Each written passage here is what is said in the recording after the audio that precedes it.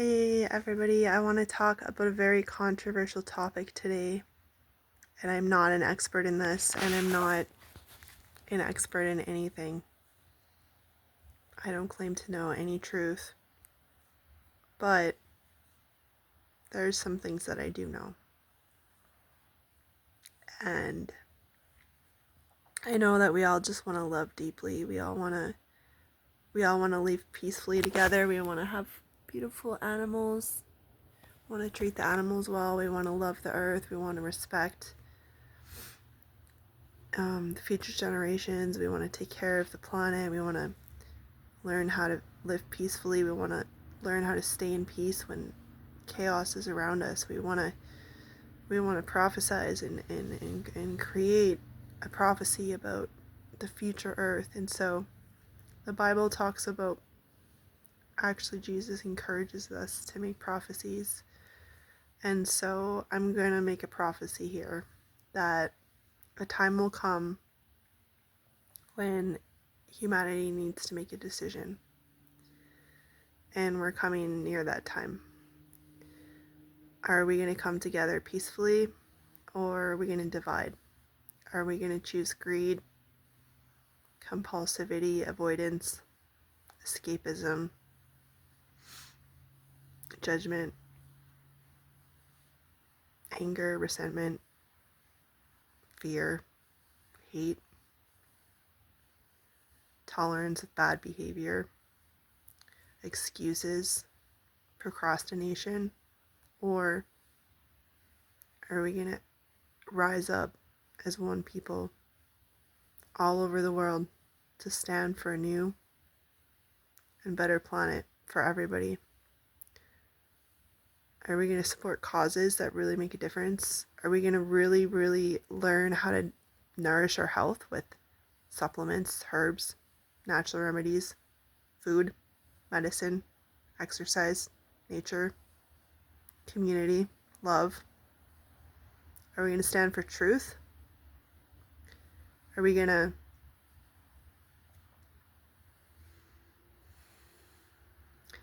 So let's prophesize that we actually do this, that we actually make it happen, that little changes happen little by little, where each person learns to regulate their nervous system, to stay in peace, to feel safe, to move and flow through life in a beautiful way, connected, living with love and peace and responsibility, not actually blaming others for our choices that we make today, not blaming our past, not blaming those that hurt us, not making excuses saying I can't heal because they did this to me and it's all their fault, and fighting back and proving that we're right, and blaming and then attacking those around us, holding on to people that are not good for us, holding on to bad habits. There's a time now where we know all the tools are here. We can learn cognitive behavioral therapy. We can learn somatic movement. We can learn breath work. We can read our Bible. We can read spiritual books. We can read self-help books. I don't know the tools for you, and I don't know all the answers, and I'm contemplating right now, is the Bible the way? Is it the New Age the way? Is it both? Is it neither? Is it something else entirely? And I don't know, and I'm going to find that out. And so trying to find out what works for me. The church helped me a lot in the past because I felt so much love. I got taught values. I got taught that I matter, that I love, that there's a creator that created me, that has a plan for my life, and I love all that. But Jesus himself said, don't go in front of the church, in the front of the church, sit in the most important seats and pray in front of everybody to look cool. Don't go pray in the streets. Don't go blowing trumpets about all the good work that you're doing and the charity you support and all that. None of it. Go home, close your door, pray in your bedroom alone, secretly. And I wonder, these churches that teach all these other rules, they don't follow that. They do exactly what that, and it says if you do those things in front of everybody at the church, on the streets, that's the only reward you'll get. And I'm not saying we have to follow rules. I'm just saying, why does the church pick and choose rules and follow some and not others? Like they say you can't be gay and you can't do yoga, but then they break the other rules. Like the Bible itself says, Jesus says, I did not come to abolish the law, for not one pen stroke will disappear from the Old Testament until it is fulfilled, unless you could follow these rules and be more righteous than the Pharisees, you will not enter the kingdom of heaven. And then he goes on in another quote saying, wrath will be brought upon those who obey the law, for where there is no law, there is no transgression. And so I'm at the point where I'm trying to make a decision. Do I go to church? Or do I read my Bible? Or do I do yoga and all this stuff? And so taking it day by day, I did yoga today because it helps my mental health, it helps my physical health, it helps my chronic pain, it helps prevent injuries, and I get free classes. So if I stop cleaning the studio, I don't get free classes. And yoga is expensive. It's like $25 a class. That's $100 a month that I don't have. And so I love this gig, really. It's helped me a lot. And I've got the church telling me that yoga is Satan worship. And so I'm not going to say who's right and wrong here, you guys. But I know when I spend 30 minutes a day or 5 minutes a day doing my somatic movement, yoga like movements at home, I'm not trying to worship gods, I'm not trying to worship deities, I'm just trying to move, I'm trying to release trauma. I know that helps me. That brings me back to my peace, right? And then I watch spiritual podcasts, and then I watch Christian ones, and then I want to go to church. And I told my friends, I'm going to church on Sunday, I'll meet you there. And they're going to have a talk with me, and they're going to say, if you want to join our Bible studying group again, you can't be preaching New Age, because they don't want me to lead people astray. And then I go to this festival in the park that was supposed to be about unity and peace and how do we come up with a solution, that turned into a Christian talk. And that was really intense to see my friends watch it and see their reactions and have them, try to hand out flyers to Christian people and have the Christian people tell them they're Satan worshipers. And then my friends are saying, stay away from those people. Like, don't go to churches where they're telling you where you worship Satan. And I spent a lot of time going to the church, going to a retreat, and then the whole time they're just pounding it into my head that you're a Satan worshiper, and then they're like, and my white blood count dropped so low that weekend that I could have died, because if I would have caught a disease and my white blood cell count and neutrophils are that low, you can't fight it, and so that was a wake-up call. I just spent 4 hours in Sheldon Schumer Urgent Care Center trying to get blood work, because all the blood work places were closed, and I needed to make sure my blood work was okay, and then I could go on my meds again or have to come off of them, because the side effect of clozapine is that. And so I've been studying the Gnostic scrolls a bit, and someone gives me this free book at the coffee shop on Mary Magdalene and her gospel, and they're Christian and they're Christian friends, and one's Christian mystic and the other one's a Christian counselor at the Dream Center. And it's like, thanks guys. And they told me keep writing your book, and I was like, oh, even these Christian people are telling me it's okay. So then I go last night and I'm writing. I stayed up till 2:30 a.m. because I was thinking I better write my truth, and then I better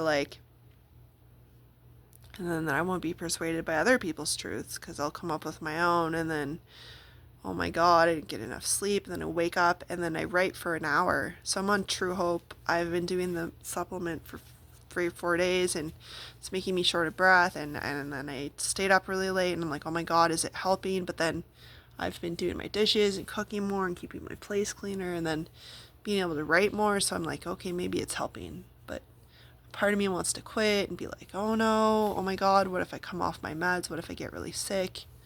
This could be disastrous, could ruin my life. I might not be able to see my son again. I might lose my dog. I might not go to the hospital. I might lose my housing, lose my job. Or maybe it'll work so well that my brain actually starts working because it has the nutrients. I'm coming up with ideas. I'm like, maybe we can make a CBT app, a nutrition app. My friend's into like coding and like creating apps. So I'm like, all these things. So I spent an hour today writing about holistic medicine and that was cool. I can write really fast. I've done a lot of writing, so it just comes out of me. And I didn't edit it. It's just full of spelling errors and little red lines that I need to like edit. And that's the stuff I hate. I don't like going through my writing and editing because I'm a perfectionist and I'll reread everything so many times just to get it right and it takes forever and I just would rather not edit, but like I have to edit unless I hire somebody and like even AI is not going to like edit it properly. You still have to reread it. Yeah, they could help a bit. But yeah, and then an AI can add stuff and I don't want that. So and the whole AI controversy, let's not go there. Come on.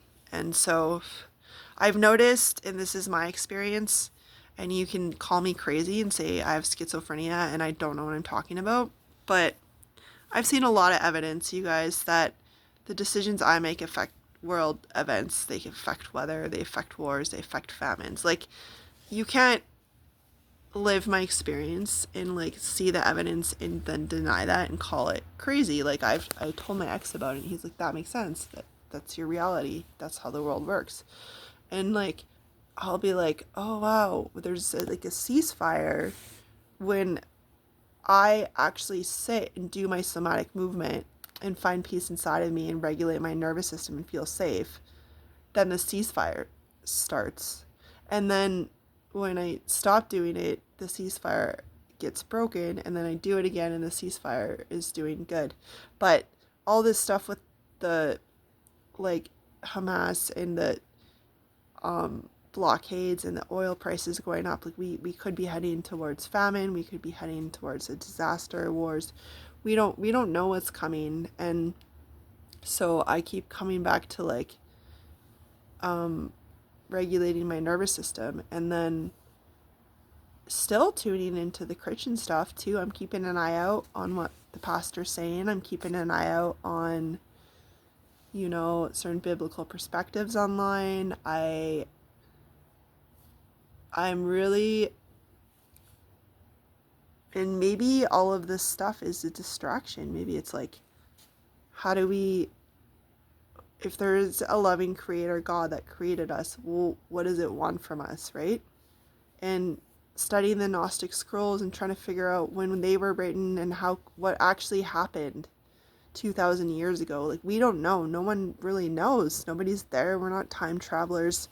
There's a lot of evidence that like Jesus was real. There's a lot of evidence that the church changes people's lives in positive ways, but then there's some evidence that the churches can actually like hurt people too, because it's not even biblical, a lot of it. And even when it is, it's so hard to say. It's all up in the air right now, and we each just got to make a choice, like what works for us, you know. And so come the weekend, I'll see what happens, but it's big decisions to make and trying to stay in the peaceful core. And I go to yoga and my teacher's just talking about like the Bhagavad Gita and the Maya, the illusion of the world, and we're obsessed with our phones and Facebook, and we got to get off social media, and all that stuff's bullshit, and that it's algorithms designed to hook us into fear and keep us addicted. And it's true. I mean, it can be used consciously, but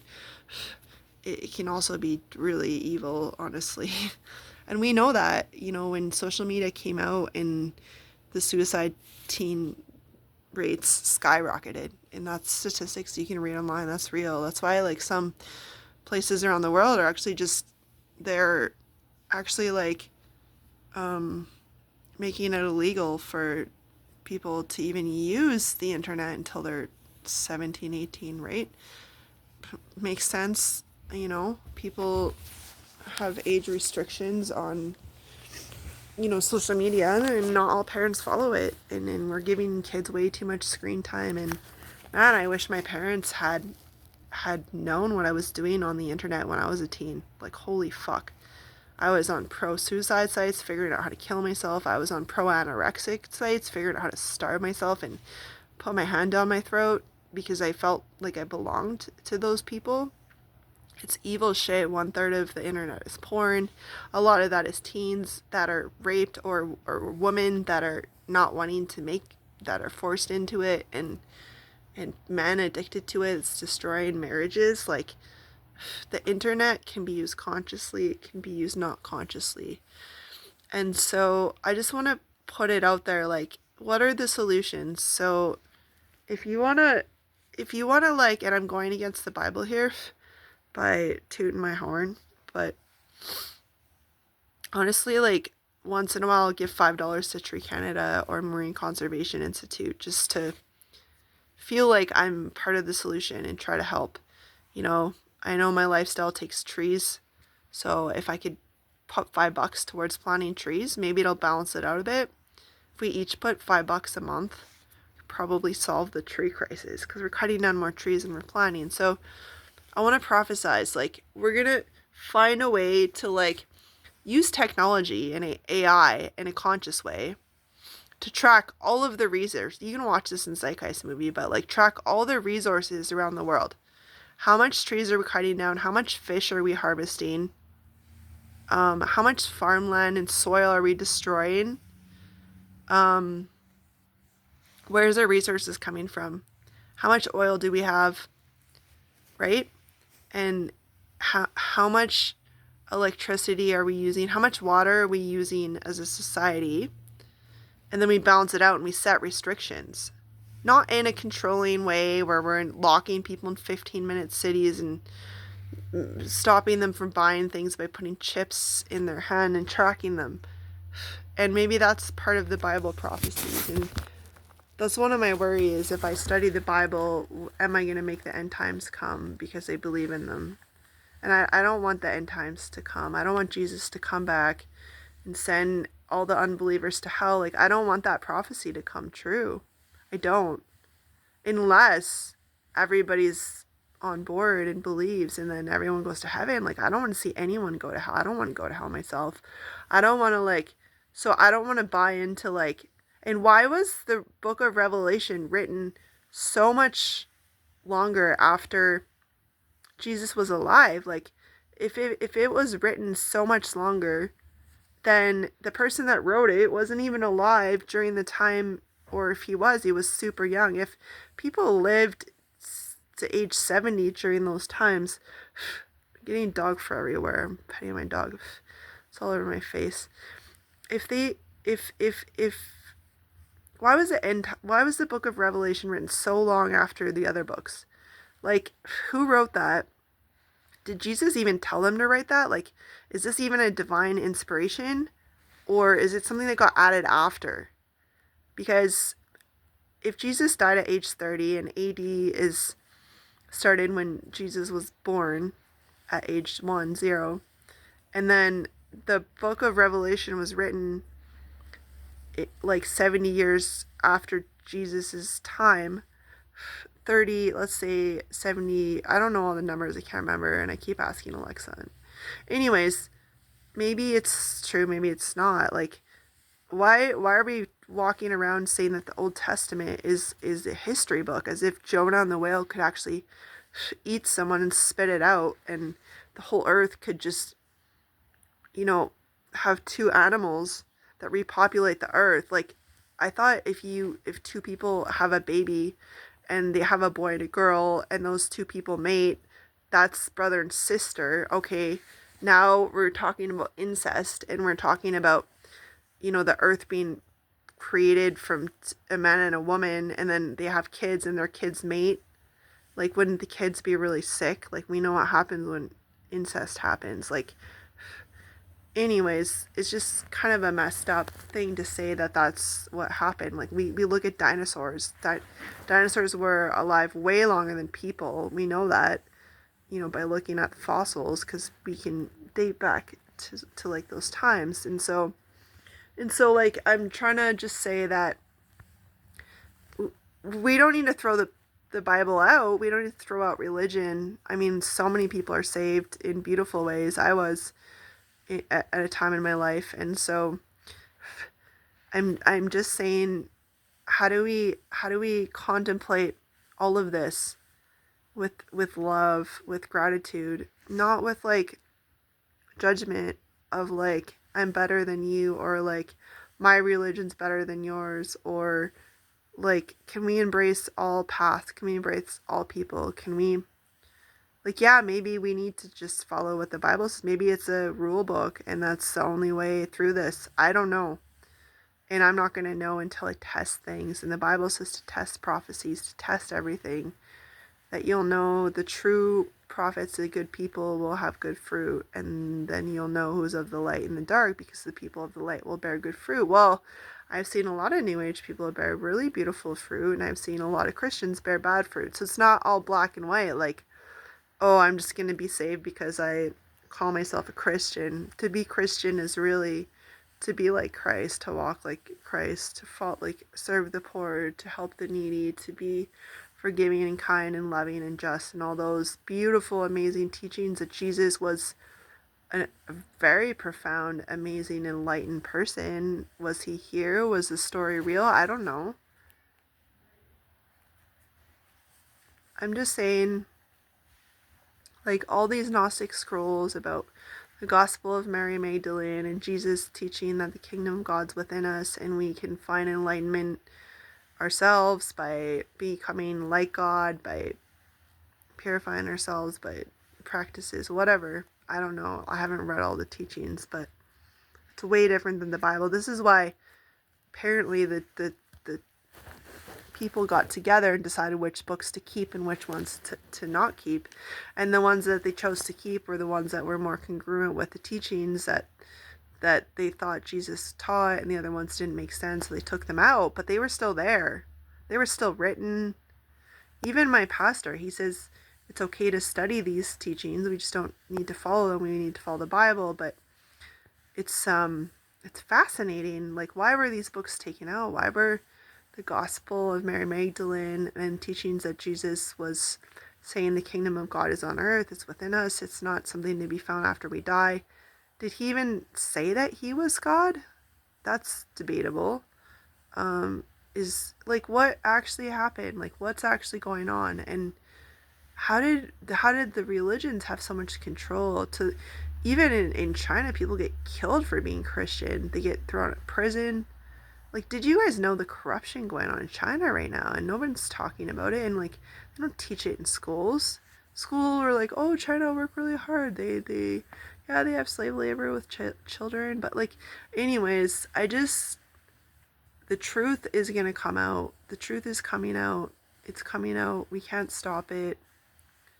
We need to tune into it. And regardless of all this debatable stuff that we can argue about, like, what does the Bible say about this? Should we go to church? Should we just stay home and read the Bible? Should we follow the teachings but not go to church? Should we go to church but not follow the teachings? Like, all this stuff is up for each of us to decide, and I can't tell any of you what to do. That's in your heart, and what makes you happy and what brings you peace, and do that.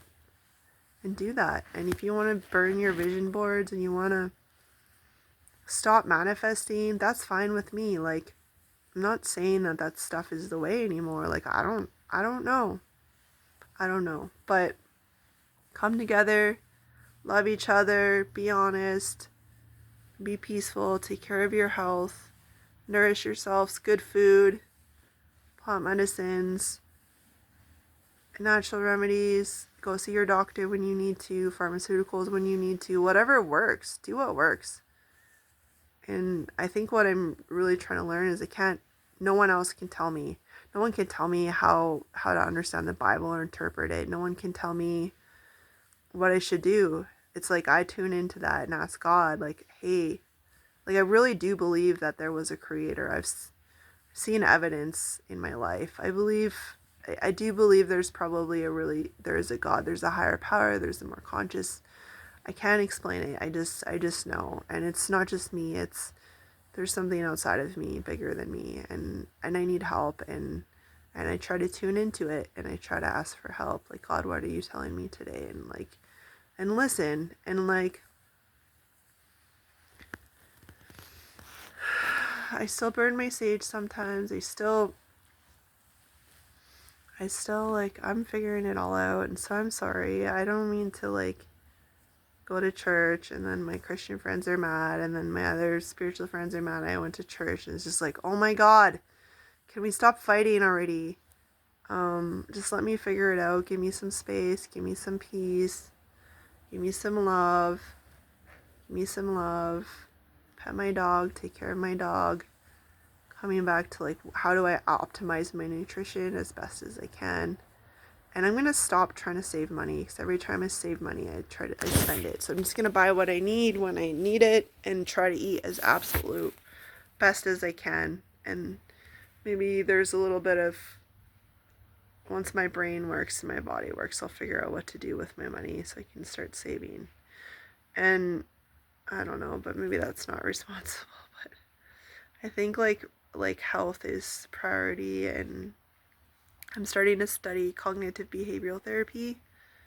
I think there's stuff I can do outside of New Age that will make a difference in the world, that I don't have to be a pro manifester. I don't have to do affirmations or like gratitude, or yeah, I can give thanks, but like I don't need to do all these practices anymore, because they're not working for me. They're not, it's just like, it's just work. It's just too much to like try to do a million different techniques. And so I did put my vision boards up. I'm thinking like, what can I do that's not going to piss off God or the Christians, and also not going to like mess with any spiritual forces that I don't understand. Like, there's things I can do that I don't have to be afraid of. Like, I don't need to be afraid about teaching about herbal medicine. That's one thing. But like, the Bible is not against that. That's actually, Jesus said, if your gift is to heal, heal. If it's to teach, teach. If it's to encourage, encourage. If it's to be generous, be generous. So no matter what the truth is around religion and all that stuff, we're still being called to help others and to use our gifts. And if I could do it in a neutral way, where I'm like, I'm safe if the Bible's right, but I'm also safe if it's not, you know what I mean? Like, yeah, I'm really tired. I need to go to sleep. That's me ranting, and I don't know anything other than what I do know. And there's a lot of techniques and tools and beliefs and things I've learned. And this is what I learned today on cognitive behavioral therapy. Check it out. It's the most studied mental health tool in the world. In my opinion, it's the most effective therapy there is. Okay, I'm sorry. Those are claims I don't know. But this is why they teach it in psych wards and mental health clinics everywhere. And I studied it in depth in the psych wards, and it saved my life. And I studied at a mental health clinic for a year. And I really want to keep coming back to it. My mind keeps saying CBT, CBT. And so today I finally researched it. So here's a simple tool you can do. Thoughts affects behavior, affects emotions. This isn't New Age stuff. This is solid, evidence-based therapy techniques that are safe for everybody, unless you're in severe psychosis, and they wouldn't put you in a group, because you need to be able to understand the concepts.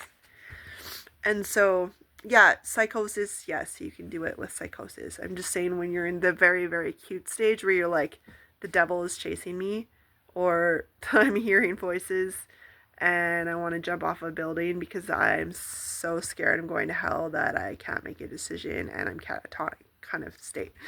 I'm just like, okay, thoughts affect behaviors, affect emotions.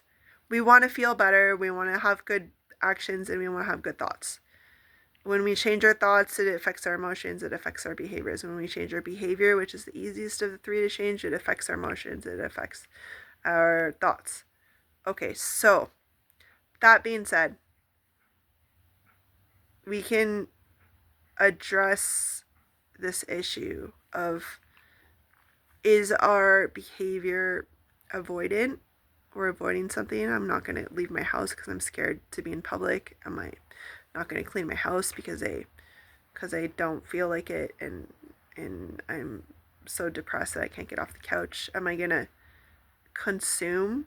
Is it consumption based? Is it addiction based? Like, I'm going to eat a whole bag of potato chips to feel better, or go spend all my money on clothes, or drink a bottle of wine in 2 minutes.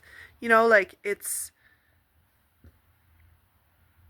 either avoided, I'm avoiding doing things I should, or I'm consuming things that I shouldn't, like, you know, doom scrolling, right? TV all night, whatever it is. What's causing the behavior? What's the thought?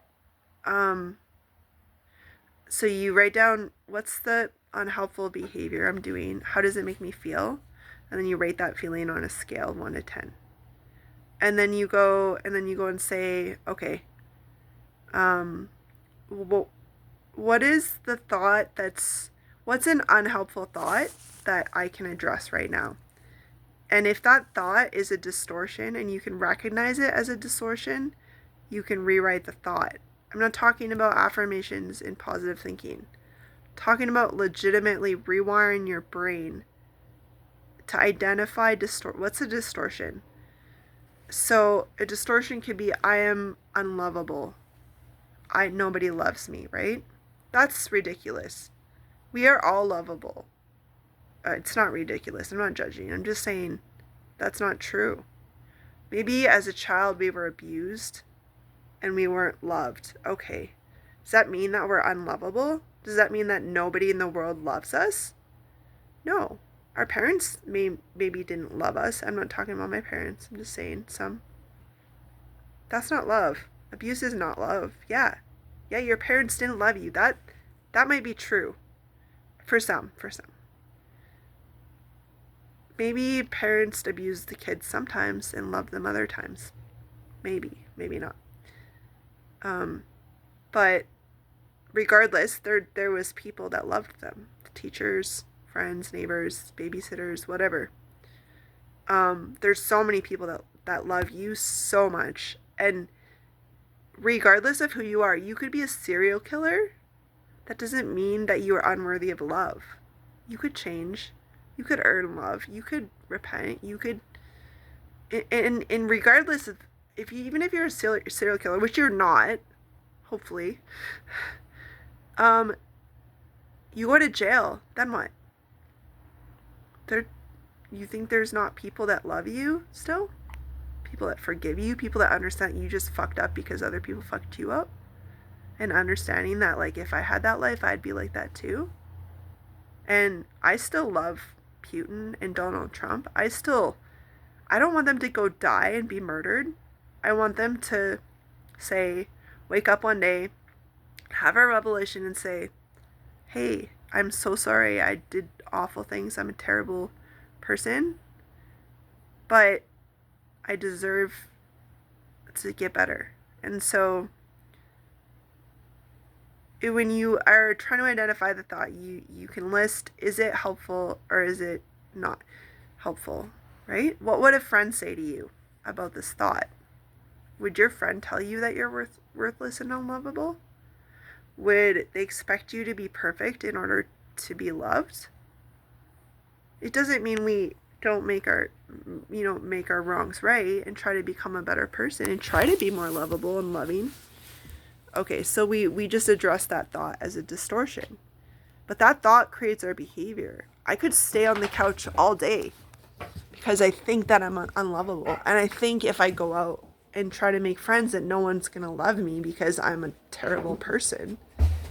And I maybe did some bad things, but I'm still lovable. So you change the thought. And then you identify the unhealthy behavior and how it makes you feel. And you label that feeling. I'm angry. I'm stressed. I'm tired. I need to walk my dog. And then you rate it on a scale of 1 to 10. And then you try to come up with a new behavior. You come up with a new behavior that you think will make you feel better. And a new thought. And you write it down. You write this. These are all the stages. You can research them. You can buy books on it, journals on it, whatever. Take a course. Find a CBT therapist. And then you write the new behavior down. And you do the behavior, even just once. Okay, what could a behavior be?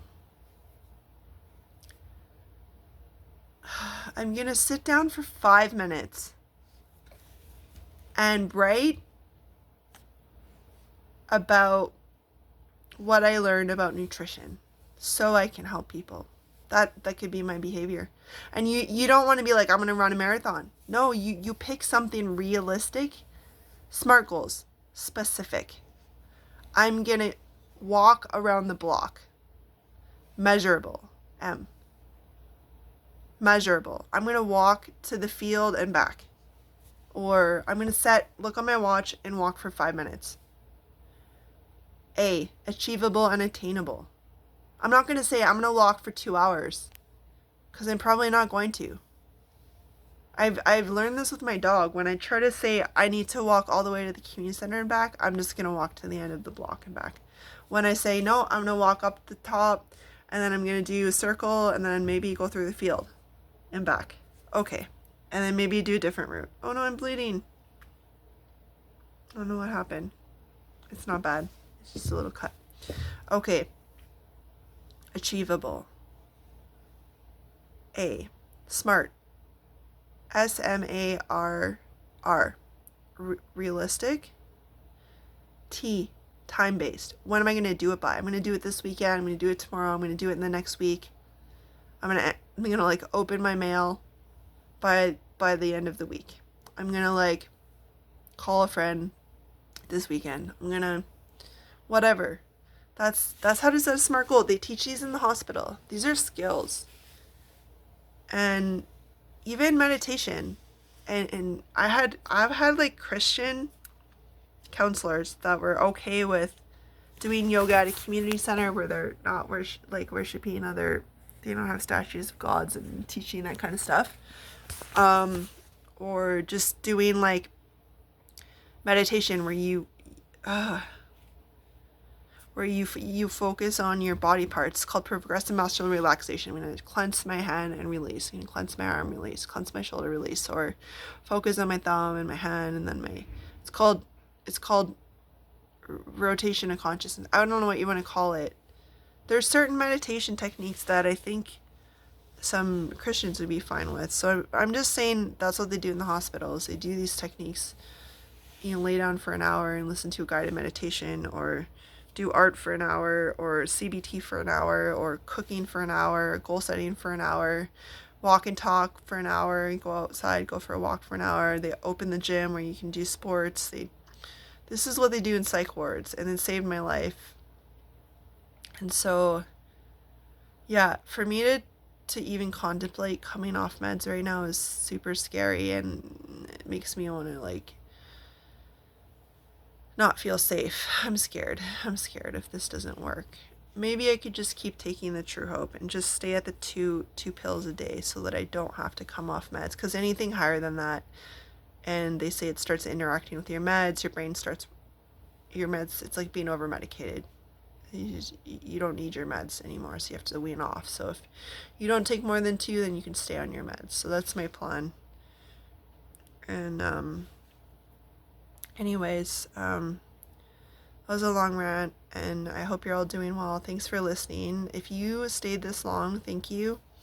please subscribe and like my channel so I can make more of these. It really helps to support what I do and show that you guys care, and helps you be active in the community as well. And so I'd love to hear a comment from you.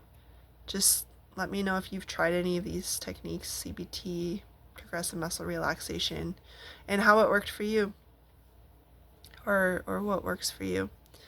Love you guys. Thanks for tuning in. Sorry I can't be more help aside from some entertainment. Hopefully I'm helping people. I don't know. I have no idea, but I'm trying to help people, and I do really want to help people and reach people and let you guys know that you're not alone, and that mental health is fucking hard, and we gotta stay strong. We gotta get through this, and that things will get better, but we gotta learn how to take care of ourselves. That's the number one thing. And so keep taking care of yourselves. Okay, love you. Bye.